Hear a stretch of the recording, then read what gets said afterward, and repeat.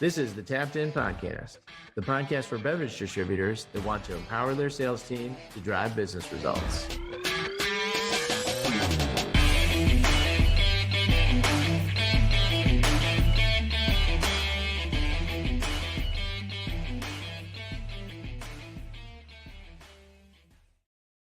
Listen up and welcome back to another episode of the Tapped In Sales, your podcast for beer distributors by beer distributors, here with Concussion Protocol Mike from week two of the Concussion Protocol. Gathering my marbles and putting them back in where they belong, slowly but surely.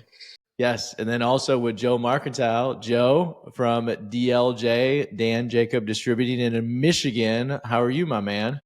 I'm doing great, guys. Thanks for having me on. Well, thanks for having us too here. And we are all very concerned about Mike today. As you said, you were listening to the podcast today, Joe, and then you sprinted to the office to watch the YouTube clip. I had to see if it was as bad as you guys were making it out to, and it did not disappoint.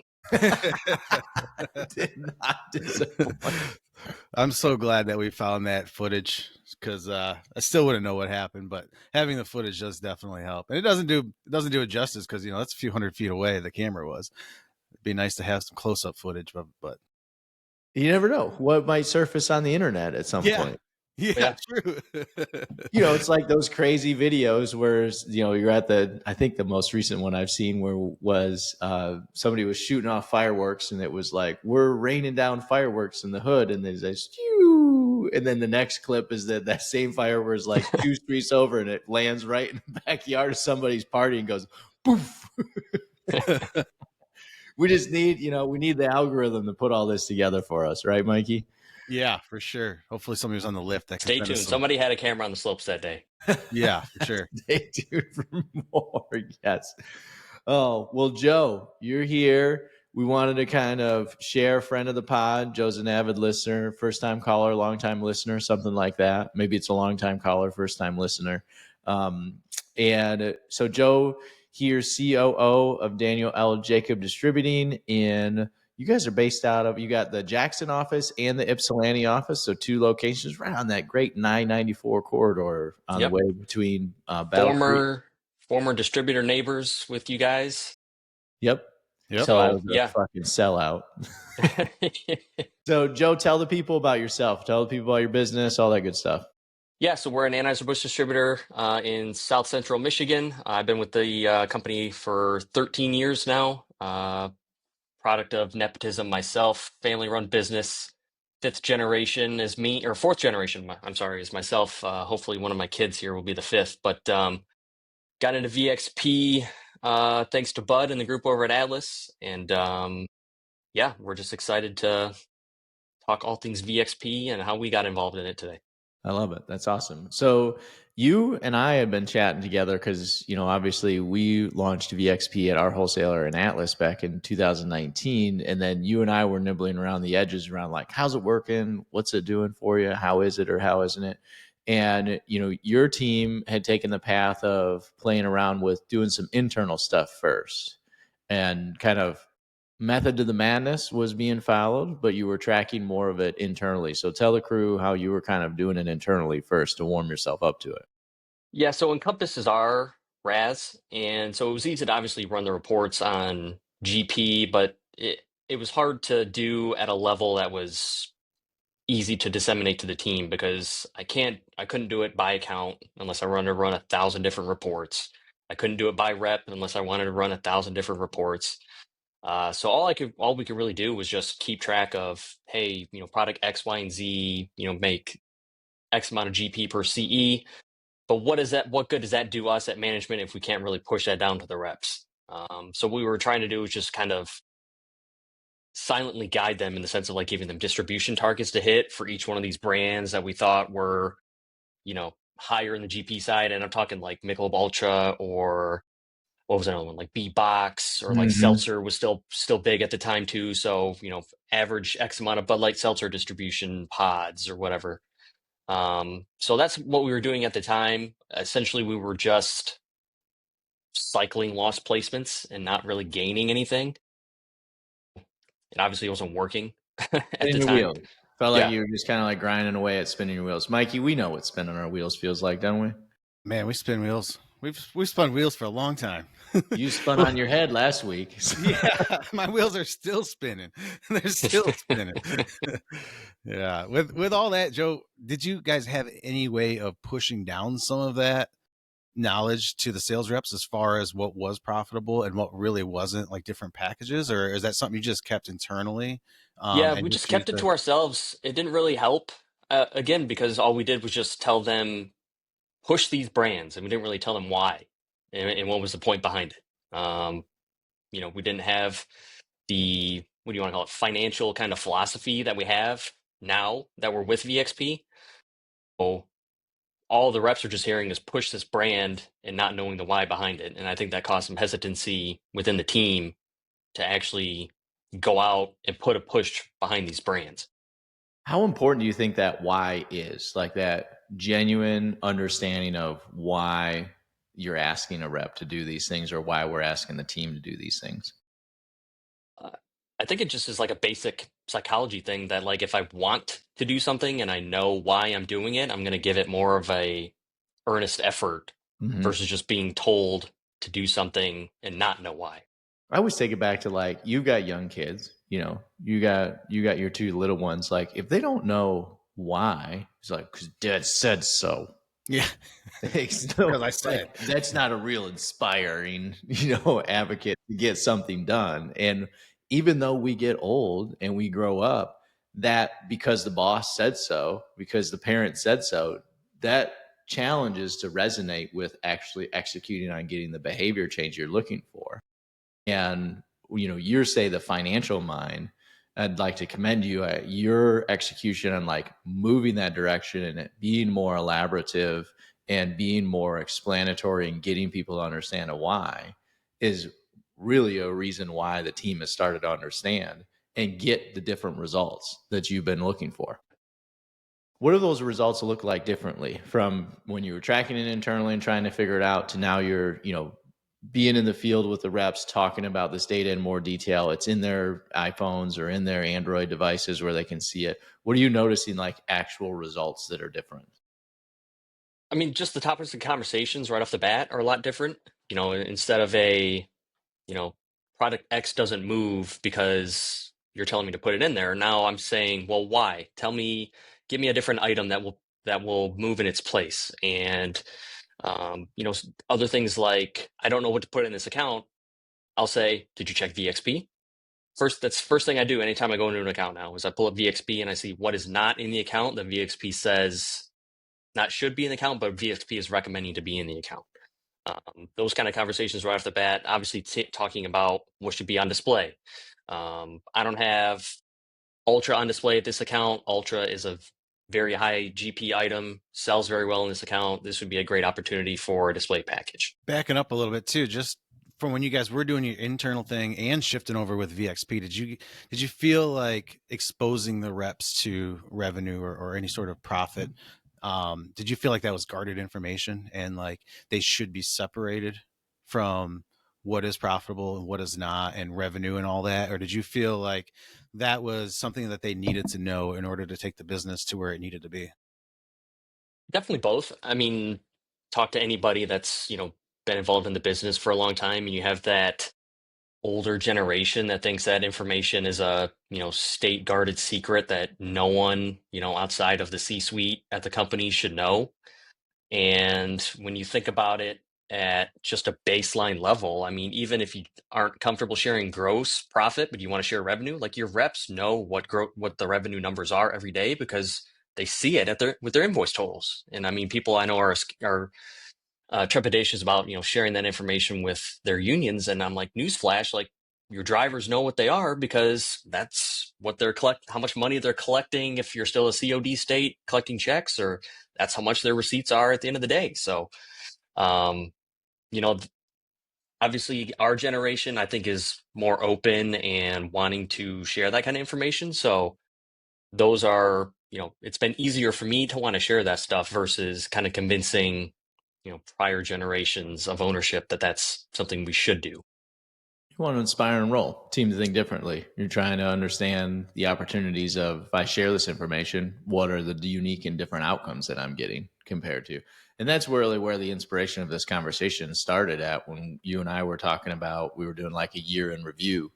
And it was like, we can really tell that from the internal tracking of what we were getting done and the results to now we're seeing delta differences. Our case volume gap of, if our sales trend, I think the example you were sharing was, my sales trend is down 2 on volume and it used to be up 3 on revenue. Now it's actually down 2 and maybe up 5 or 6. We've increased that gap. And that gap is what is really valuable to, growing revenue faster, regardless of what volume does at the end of the day. Do you feel like your reps made that connection? I mean, I look back to at Atlas, at least when we're, going through sales meetings and we're beating our head up against the wall, up against volume, right? And just, you're doing everything you can to grow it, but you're kind of going up against, beating your head up against the wall, basically. But when you start looking at revenue or profits and stuff like that, and you see a different picture, just like you're saying, your volume was down 2, but hey, revenue was up 3 or 5. That's a totally different picture. And now we're actually getting somewhere. And I know as leadership, we see that and we recognize that, and it's a great feeling. But do you feel like that resonates with your reps too? Like, hey, I got to win, right? I know my volume is down, but I did something today and I grew my revenue. I won. Do you feel like that really resonates good with them and they get it? And Yeah, I think there's a couple ways to kind of dissect that too. And the first is obviously how you structure the program itself. And in our case, we, weighed heavily on the, in our case, revenue aspect of it. So for one, they're going to want to go after those higher revenue items just by default, because that's where the carrot lies within their pay bucket. But two, in terms of growing the revenue base, made a handy chart that shows them, like, if for every, call it 100 cases of Bud Light that you sell, how many cases of a Cutwater or a neutral or a carbless would you have to sell in order to make that same amount of revenue on the 100 cases of Bud Light? And when they see they only have to sell, 10 cases of Cutwater, 20 cases of neutral, etc., that they can sell that many cases and still make the same, if not more money, then that is pushing them as well, because it's more efficient in terms of bang for the buck on the dollar side. To make the same amount of money, they're really not having to put in as much effort, building giant displays or rotating hundreds of cases of beer in every account, that they can make that same amount of money. I love that. When we're out in the trade, like, that's one of the things we talk about with reps when we're first. I love that visual. I'm probably going to steal that. When you're like, this is about incrementality. Like, we have that 50 case or 100 case display of a Bud Light or a Miller Lite or some kind of premium core brand that's a big volume driver. And the incremental 10 case stack or 5 case stack of a carbless or a neutral or a Cutwater or paint, whatever number it is or whatever brand it is, it's on that higher end gross profit curve. Like, Beef Box, another good one. So meaningful, just so impactful, and that extra edge is the difference maker at the end of the day of what we want the reps to be focused on to get the different results. I love it. It's a really nice thing. So you actually made like a visual chart for the reps to understand and coach to it. Yeah, so we kind of have these we call them key brands, and it's basically just playing where competition already is. So we always want neutral and carbless lined up where high noon is in our market. We're the number 1 high noon state in the country, especially in Ann Arbor, with day port noise, investment in high noon, plus being a U of M grad. High noon is a 70 share of the Ann Arbor market. They're need him in monster. That punk. He went all high noon. Yeah, your boy. Yeah. Punk. Yeah. So we're basically telling these reps, if they have product X, we want our product equivalent in there. So that's how we used to, we took all those, put them on a chart, and then just compared them to our baseline bread and butter Bud Light, and said, and of course they're all higher revenue items than Bud Light. So it's how many fewer cases we have to sell to get the same amount of dollars. Yeah, I think you nailed it right there, because a lot of those items that you just discussed are usually slower in volume, right? To where our focus as a rep isn't really always there. Our focus is on that 100 case display. But now when we're getting compensated and we're focusing on revenue, and now those items are important to me now, and I don't have to sell a whole lot. every little case counts. So not just getting it into the account and getting the boss off my back because I got the distribution on it, but now I'm doing everything I can in my power to make sure that it sells through. And that's a good point too, Mikey. That was one of the first kind of troubles or concerns that the team had is, it's telling me to put these items in accounts and they quote don't move. And that was something hard for them to grasp at first, is like, when you're looking at some of these items, by default, they are not going to move as fast as your typical beer items do. So instead of getting 10 cases a week, if you can get a couple units a week out of this, like, that's still a win, and that's still really good for what we're looking for. Absolutely. I love it.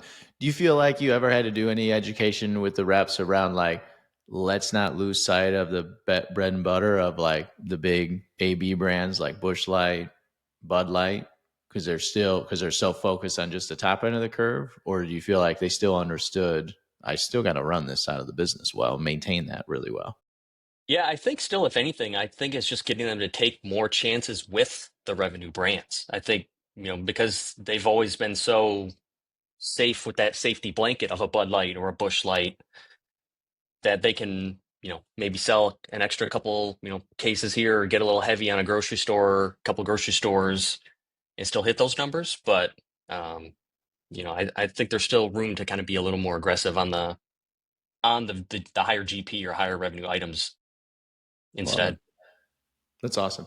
Now you've started to bring in some more of your objectives and kind of classical, what would be MBOs or PFP stuff into VXP too, right? For some still not have turned you have not turned your back wholeheartedly on the pods and displays yet either, have you? So I kind of operate on the philosophy that, I don't care what your goal is as long as you hit it, or I don't care what the problem is as long as you hit your numbers. Mm-hmm. So, we have these adjacencies, like I mentioned earlier, but at the end of the day, if the rep is hitting their revenue numbers, like, I don't care.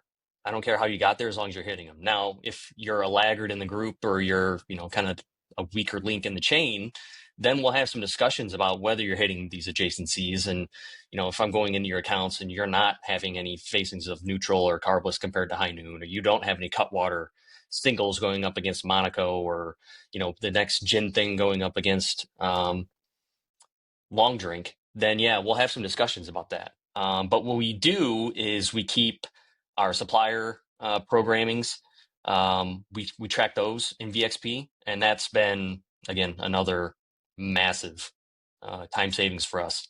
Instead of having to run, depending on how many supplier incentives we have going, a different report for every supplier, sending that out 13 times a week for each one of our reps.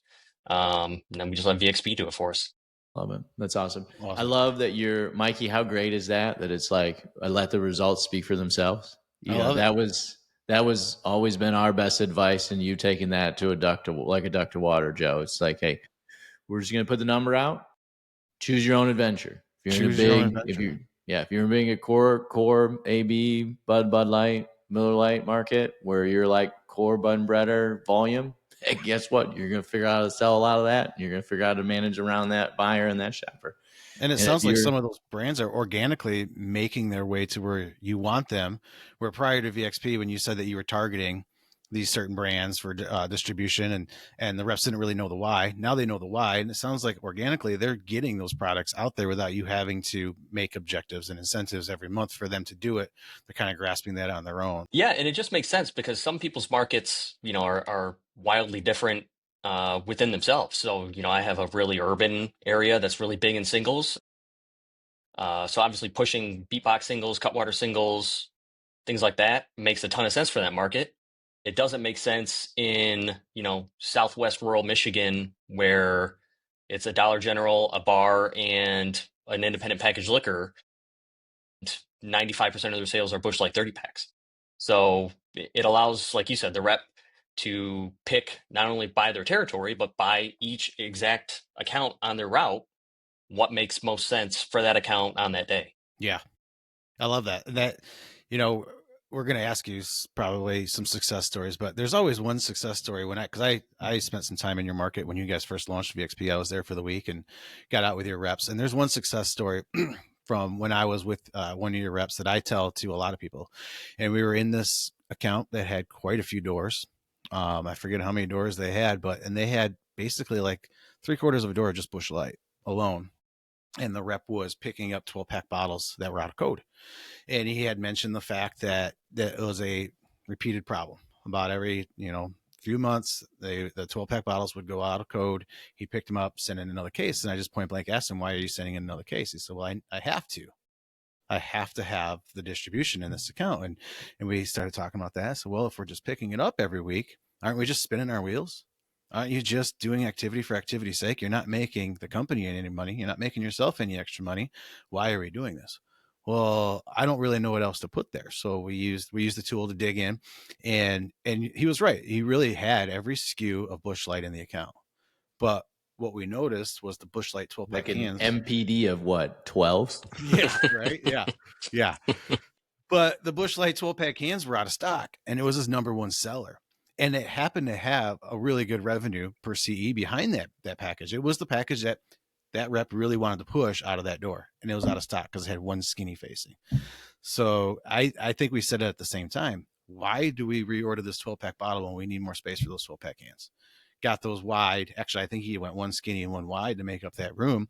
Now, we lost one MPD, but guess what? We're not picking it up every 3 months.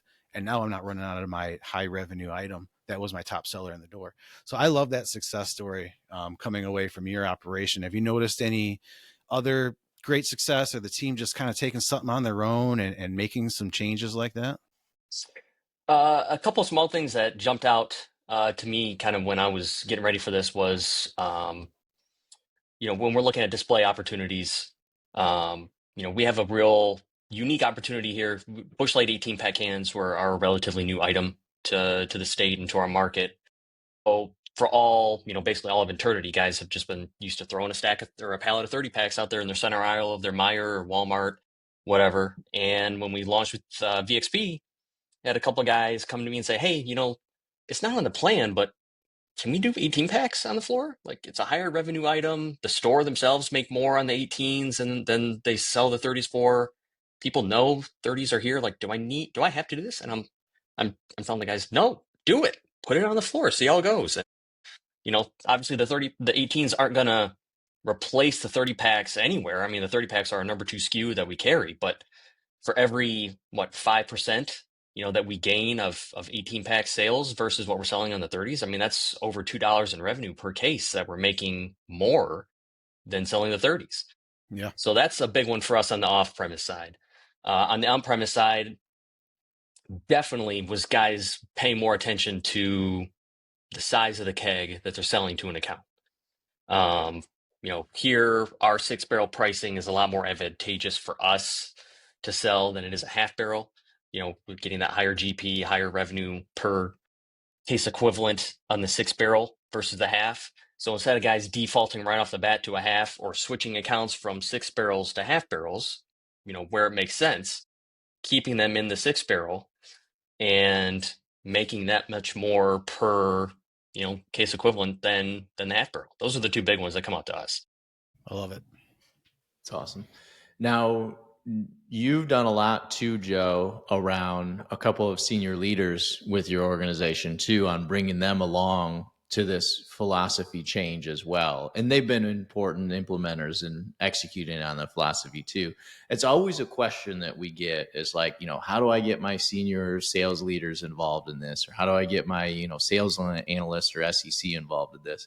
What was the approach you took with your crew on that end, and bringing them into the fold, not only from an outcome side, but also from a partner internally to help you sell the vision all the way down through the organization?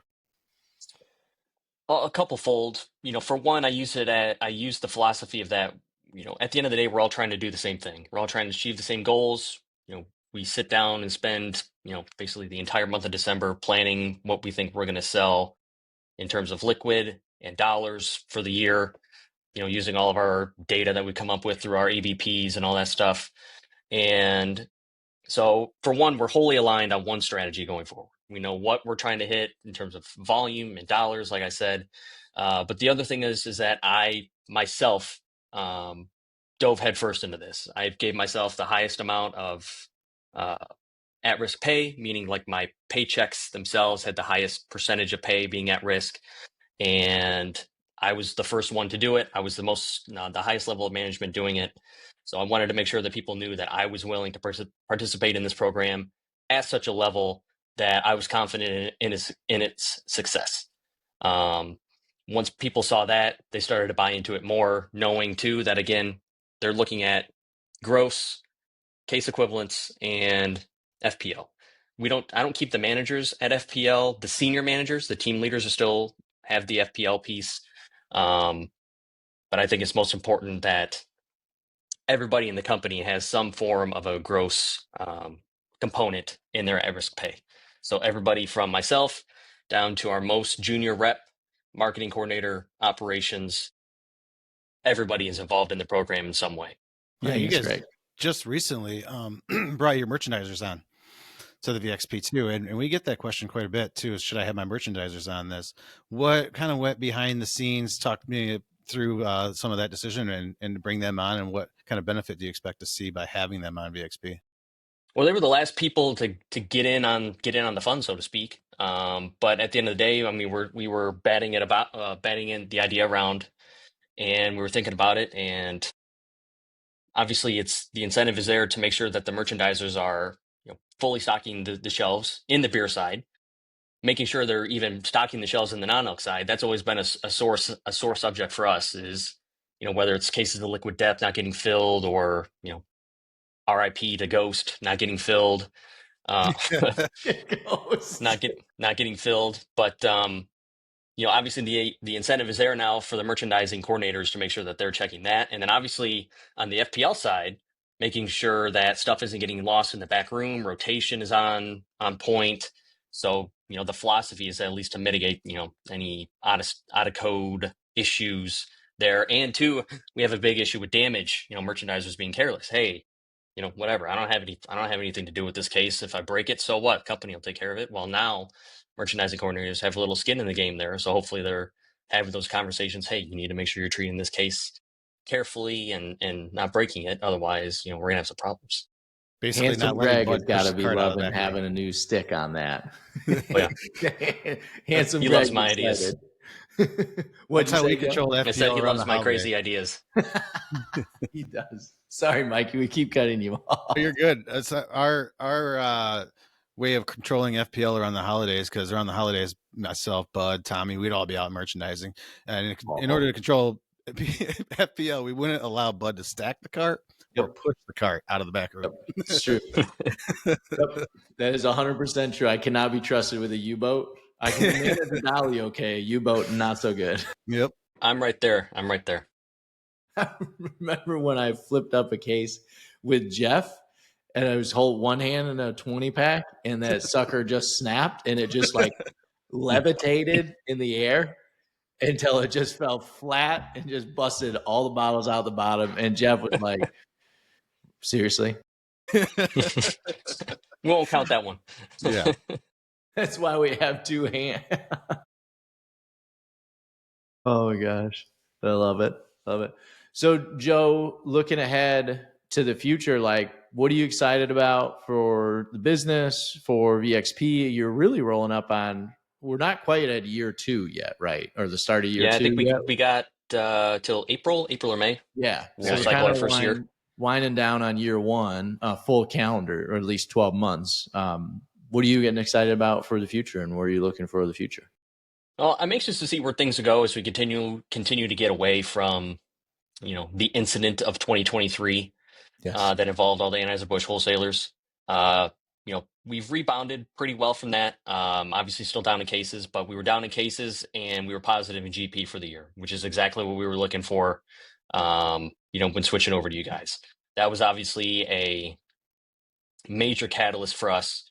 That event was obviously a major catalyst for us to want to be more financially driven, really put our foot in the ground and dive into this program. And so we're glad that, we did, because the results, like I said, are speaking for themselves. We were down mid single digits in volume and being positive in gross.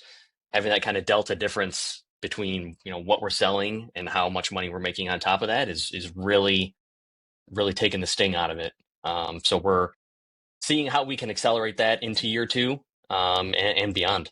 Yeah, and you've got the 5th generation, that you're raising, and that is about sustainability, like growing and maintaining and growing your profitability and your top line profitability. I mean revenue too, but bottom line GP.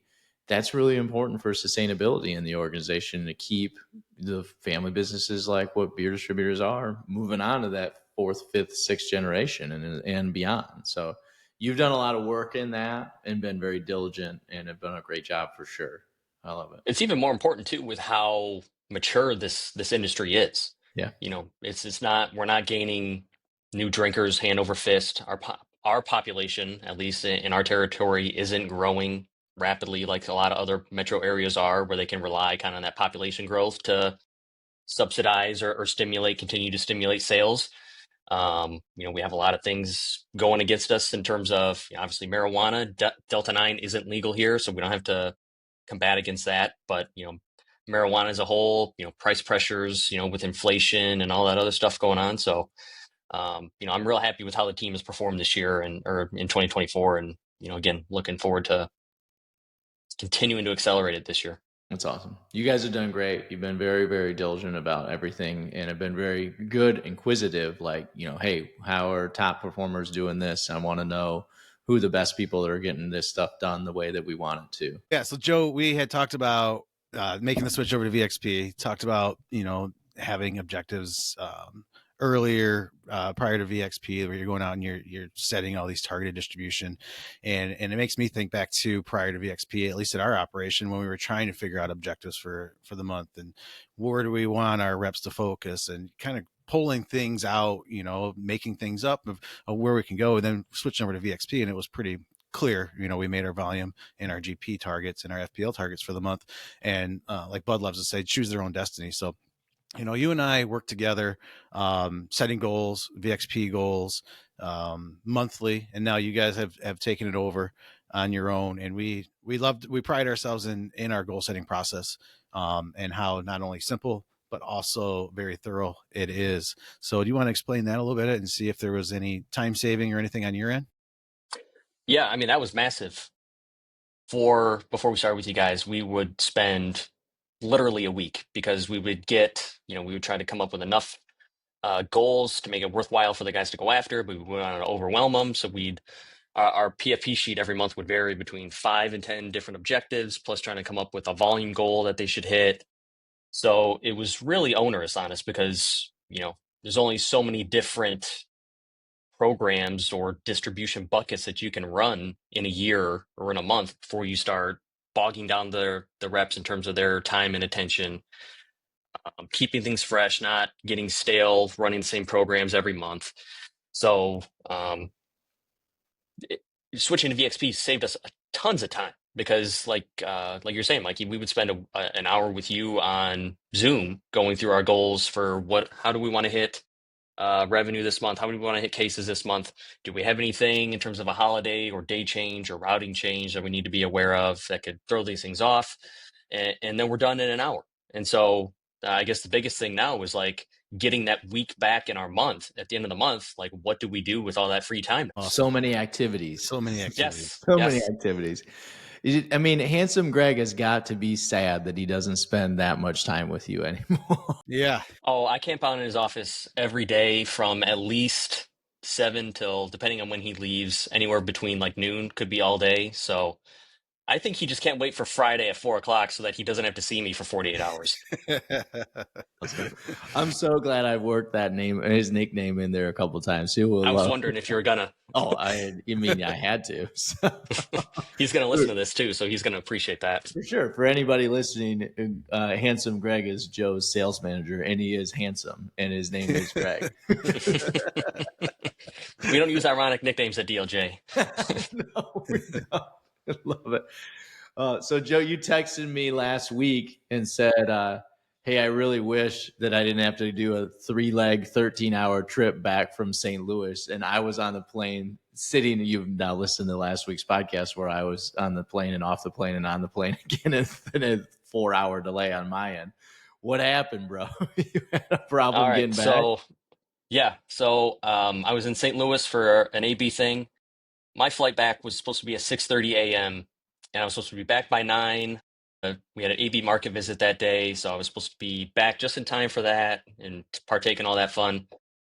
Gets to be about time to board, and the pilot comes out, and that's obviously never a good thing. He gets on the microphone and he says, "It's going to be a little bit of delay, folks. We have a broken windshield." And we just found out, they didn't tell us about it when they landed the plane, so we're gonna have to fly another windshield in from Atlanta, and it's gonna be about 6 hours. So I'm You thinking, land and not say anything about a windshield, bro. yeah, maybe no one will notice. I don't know. So I don't think anything of it. I pulled a bud. I checked on the Delta app to see what my alternatives were, and staying put for now was the best option. So then the guy gets on the microphone a little bit later and is like, "Yeah, it's gonna be another couple hours. It's gonna be at least 1 o'clock, 2 o'clock before we get off the ground now." So I start checking. Yeah, find an alternative route that takes me through Atlanta and Norfolk, Virginia, and it gets me back an hour earlier. So they tell me what gate I have to go to. It's in a separate terminal. I get out from the kind of sterile area, where there's that guard. They don't let you back in, and they change the gate. And it was 2 gates down from where I originally was. And boarding starts in 15 minutes. So I had to fight through security again to get back into the terminal. Got on that plane, made it to Atlanta. I sprinted through Atlanta terminal, which if anybody's been through the Atlanta terminal knows the monstrous size of that terminal. Got 2 terminals over, got on that plane, got down to Virginia. My flight from Virginia to Detroit got delayed. So any time savings that I could have gotten by getting on this flight has now been lost. So get on this flight. It's a small jet. You have to check your bag. Important to know for the ending here. But so we get to Detroit. They land us at the McNamara terminal, but the B terminal, which is the smaller one where you have to walk the mile underground. So add that trek to my journey getting home. And they pull all the bags off. Lo and behold, my bag was the last bag off the plane. So all in all, instead of being home at 9:30 a.m. on Friday, I got home at 5:00 p.m. Oh man! Did the other What did plane beat you there? I was too mad to even check. Didn't even want to look. Didn't Didn't even want to look. Yeah. What I love it. what would I love cause it. the windshield to crack? I mean, Bud, you should be familiar with that. I mean, what are we hitting in the air that's cracking Who windshields? knows, There's man? no stones flying around. It's not Who I-94. Never know with those Delta pilots. Who knows? I mean, it could have been fatigue from long term, right, Joe? I mean, it could have been fatigue. It was a Boeing 717, so that could not have been a young plane that we were flying in. Yeah, more than likely just fatigue and just finally cracked. Maybe a temperature change in this time of season and just was like, poof, it's had enough. Move on to the next. Oh, God. Well, at least you made it back safe, Joe. And to your point in Atlanta and how big that airport is, like they've got an airport authority and a president of that whole airport and a whole team that runs that airport. But the only people who really matter at that airport that actually run the airport is the train guy. Yeah. Oh, yeah. Whoever makes the trams, whatever team makes the trams run on time in Atlanta, they run the airport. Nobody else does. Yep. Willie was down there. I don't know if you ever heard this story from Willie, but Willie was down there, Willie Reed, and he showed up and had to make a transfer, and the trains were not running. No. So he was down in the basement in that huge long hallway, and like you had to walk, you had to hoof it, and everybody else was hoofing it too.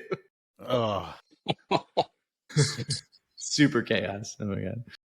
Well, Joe, thanks for joining us on the pod today, my man. I appreciate you. Anything you want to finish with? Any parting notes you want to finish with for the listener? No, guys, thanks for having me on. If anybody wants to chat about VXP with me, I'm willing to, talk to anybody. You can call me 517-206-9088. awesome. Love it. Make sure you use your promo code @Joe. Hashtag VXP Joe. I love it. I love it. Well, thanks, Joe. We appreciate you, my man. Give our best to the family and the kids, and we will chat with everybody soon. Cheers. Cheers. Cheers.